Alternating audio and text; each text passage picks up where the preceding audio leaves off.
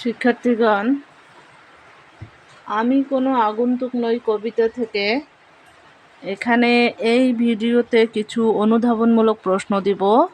অবশ্যই তোমরা সময় করে ভিডিওটি দেখে নিও এবং অনুধাবনমূলক প্রশ্ন যেহেতু সৃজনশীলে অনুধাবনমূলক প্রশ্ন খুবই গুরুত্বপূর্ণ, সেহেতু অনুধাবনমূলক প্রশ্নগুলো পড়া খুব জরুরি। তো অনুধাবনমূলক প্রশ্ন প্রথমে আছে, কবি প্রকৃতিকে সাক্ষী মেনেছেন কেন? উত্তর, এ দেশের মাটি ও মানুষের সঙ্গে কবির যে অবিচ্ছেদ্য সম্পর্ক তা প্রমাণ করার জন্য কবি প্রকৃতিকে সাক্ষী মেনেছেন। কবি আহসান হাবীব আমি কোনো আগন্তুক নই কবিতায় নিজেকে এদেশেরই একজন বলেছেন, আর সেই পরিচয় প্রতিষ্ঠিত করার জন্য তিনি আসমানের তারা, জমিনের ফুল, নিশি রাত, বাঁশবাগান, জোনাকি, জারুল, জামরুল গাছ প্রভৃতি প্রকৃতির উপাদানকে সাক্ষী মেনেছেন। এদেশের মাটি ও মানুষের সঙ্গে যে কবির অবিচ্ছেদ্য সম্পর্ক, সেই সত্য স্বীকার করার জন্যই কবি এই সাক্ষী মানা। মূলত এর মধ্য দিয়েই এদেশের প্রতি তার যে প্রেম, সেই প্রেমেরই বহিঃপ্রকাশ ঘটেছে। তারপরের প্রশ্ন, বৈঠায় লাঙলে কবির হাতের স্পর্শ লেগে আছে কিভাবে? উত্তর, বৈঠায় লাঙলে কবির হাতের স্পর্শ গভীরভাবে লেগে আছে। আমি কোনো আগন্তুক নই কবিতায় কবি জন্মভূমির সঙ্গে তার নিজের বন্ধন ও মানুষের অবিচ্ছেদ্য সম্পর্কের দিকটি তুলে ধরেছেন। এখানে গ্রামীণ জনপদের সঙ্গে নিবিড় বাঁধনে বাঁধা মানুষের জীবনাচরণ ফুটে উঠেছে। নদীমাতৃক এ দেশের নৌকার প্রচলিত বহুকাল থেকেই। অনেক মানুষ এখনও নৌকা চালায়, মাছ ধরে, পণ্য আনা নেওয়া করে। এ দেশের অধিকাংশ মানুষ কৃষিজীবী। তারা লাঙ্গল দিয়ে জমি চাষ করে। কবি অনুভব করেন, যে লাঙ্গল জমিতে ফসল ফলায়, যে বৈঠা দিয়ে নৌকা বাওয়া হয়, সেগুলোতেই তার হাতের ছোঁয়া লেগে আছে। কাজেই তিনি কারো অচেনা কেউ নন। বৈঠায় লাঙ্গলে কবি তার হাতের যে স্পর্শের কথা বলেছেন, তা তিনি আপন সত্তা গভীরভাবে অনুভব করেছেন। পরের প্রশ্ন হচ্ছে, কবি আগন্তুক নয় কেন, বুঝিয়ে দাও। জন্মভূমির প্রতি কবির নিবিড় বন্ধন ও অনুরাগের জন্য কবি আগন্তুক নন। আমি কোনো আগন্তুক নই কবিতায় জন্মভূমির মধ্যে শেকড় গেড়েই কবি সমগ্র দেশকে আপন করে পেয়েছেন। তার কাছে দেশ মানেই শুধু চারপাশের প্রকৃতি নয়, তাকে আপন সত্তায় অনুভব করা। কবি গ্রামীণ জীবনে বেড়ে উঠেছেন। গ্রামের মাঠঘাট, পথ প্রান্তরের মতো ক্ষেতের সরু পথের পাশে ধানক্ষেত, নদীর কিনার, জনপদ ও লোকালয়ে মানুষজন, এই সব কিছুই কবির অতি পরিচিত। কবি নিজেও তার কাছে চিরচেনা স্বজন একজন। এ কারণে তিনি নিজেকে আমি কোনো আগন্তুক নই বলে পরিচয় দিয়েছেন। তারপরের প্রশ্ন হচ্ছে, আমার শরীরে লেগে আছে এই স্নিগ্ধ মাটির সুবাস, ব্যাখ্যা করো। উত্তর, আমার শরীরে লেগে আছে এই স্নিগ্ধ মাটির সুবাস বলতে কবি মায়াবী ও আকর্ষণীয় গ্রাম বাংলার সঙ্গে তার সম্পৃক্ততার কথা বলেছেন। আমি কোনো আগন্তুক নই কবিতায় কবি জন্মভূমির সঙ্গে তার নিজেকে সম্পৃক্ততার মাধ্যমে মানুষের অবিচ্ছেদ্য সম্পর্কের দিকটি তুলে ধরেছেন। এতে গ্রামীণ জনপদের সঙ্গে নিবিড় বাঁধনে বাঁধা মানুষের জীবনাচরণ ফুটে উঠেছে। গ্রামের মাঠ ঘাট, পথ প্রান্তরের মতো ক্ষেতের সরু পথ, তার পাশে ধানের সমারোহ, একটু দূরে বিশাল নদীর কিনার কবির মনের ভেতর ও অস্থিমজ্জায় গ্রথিত হয়ে আছে। তার কাছে দেশ মানে তাকে আপন সত্তায় অনুভব করা। আলোচ্য চরণটিতে এই বিশেষ বক্তব্যই প্রকাশ পেয়েছে। পরের প্রশ্ন,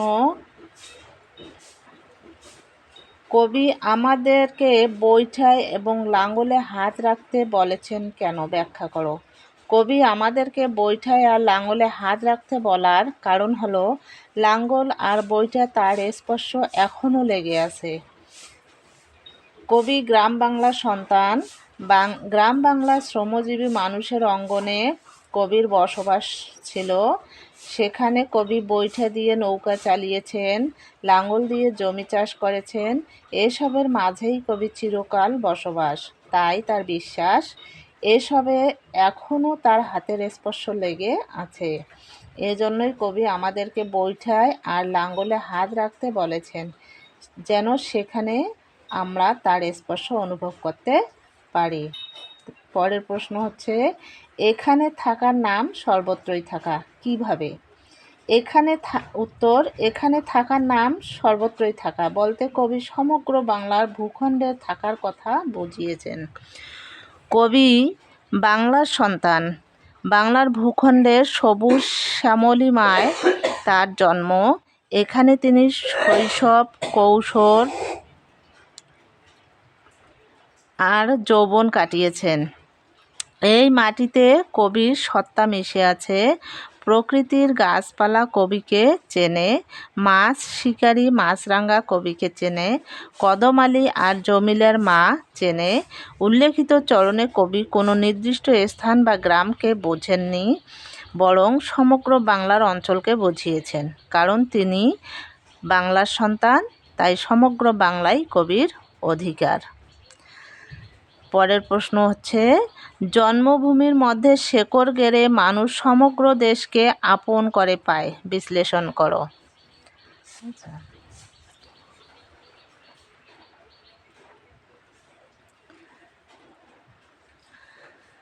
প্রশ্নোক্ত বাক্যটিতে জন্মভূমির সঙ্গে মানুষের আজীবনের সম্পর্কের কথা বলা হয়েছে। মাতৃভাষার মতো মাতৃভূমির সঙ্গে মানুষের সম্পর্ক চিরন্তন। এর সব কিছু তার মনে হয় কত চেনা, কত জানা। এই অনুভূতি অতুলনীয়। দেশ মানেই শুধু তার চারপাশের প্রকৃতি নয়, একে আপন সত্তায় অনুভব করা আর দেশের মানুষ নিজের অস্তিত্বের সঙ্গে মেখে নিতে চায়। এই হচ্ছে মানব জীবন। জন্মভূমির সঙ্গে মানুষের সম্পর্ক আজীবন। তাই জন্মভূমির মধ্যে শেকড় গেড়ে থেকেই মানুষের সমগ্র দেশকে আপন করে পায়। আচ্ছা, তারপরের প্রশ্ন আছে, মাছরাঙার দৃষ্টি স্থির থাকে কেন? উত্তর, মাছরাঙার দৃষ্টি স্থির থাকার কারণ হলো মাছরাঙা পানিতে চলমান মাছ শিকার করে। জলাশয়ের ধারে গাছের ডালে চুপ করে মাছরাঙা বসে থাকে, দৃষ্টি স্থির থাকে পানির দিকে। পানির ছোট ছোট মাছ সাধারণত পানির উপরে দল বেঁধে বা একা একা ঘুরে বেড়ায়। সুযোগ বুঝে চোখের পলকে মাছরাঙা পানিতে ঝাঁপ দিয়ে নিপুণভাবে ঠোঁটে মাছটি গাঁথে। এই মাছ শিকার করে মাছরাঙা আহার করে, এজন্যই মাছরাঙার দৃষ্টি স্থির থাকে। পরের প্রশ্ন, জামরুল, পুবের পুকুর এসবকে কবি কেন সাক্ষী মেনেছেন? উত্তর, জামরুল, পুবের পুকুর এসবকে কবি সাক্ষী মানার কারণ হলো তিনি এসবের মাঝেই বেড়ে উঠেছেন। কবির বাড়িতে জামরুল গাছ রয়েছে। শৈশব কৈশোর কাটিয়েছেন পুবের পুকুরে সাঁতার কেটে। ফলে এই সব কিছু কবি খুব ভালোভাবে চেনে।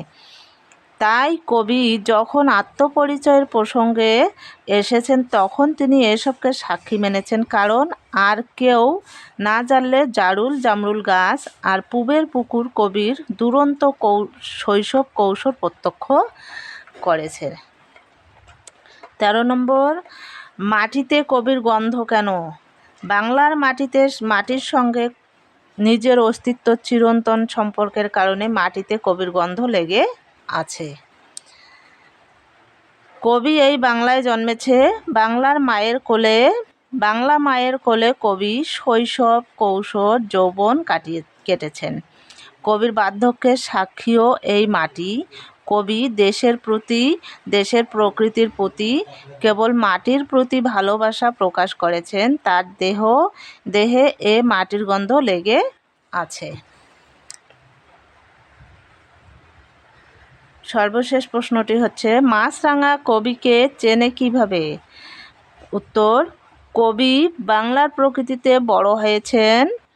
এদেশের ফুল পাখি কবির স্বদেশ প্রকৃতির চিরচেনা অনুষঙ্গ বলে মাছরাঙা পাখি কবিকে চেনে। বাংলার চিরসবুজ প্রকৃতির মাঝে কবির আজন্ম বিচরণ। প্রকৃতির মাঝে থাকতে থাকতে কবি প্রকৃতির এক অবিচ্ছেদ্য অংশ হয়ে উঠেছেন। দীর্ঘ সময় এই জনপদে থাকার কারণে মাছরাঙা পাখির সঙ্গে তার এক ধরনের আত্মিক সম্পর্ক গড়ে উঠেছে। তিনি যেমন তার প্রাত্যহিক জীবনে পরিবেশের মাছরাঙা পাখিকে দেখেছেন, তেমনি পাখিটিও কবিকে দেখেছেন। এ কারণে মাছরাঙা কবিকে চেনে। শিক্ষার্থীগণ, এই ছিল অনুধাবনমূলক প্রশ্ন। তোমরা অবশ্যই প্রশ্নগুলো দেখে নেবে এবং আমার চ্যানেলটিকে সাবস্ক্রাইব করবে।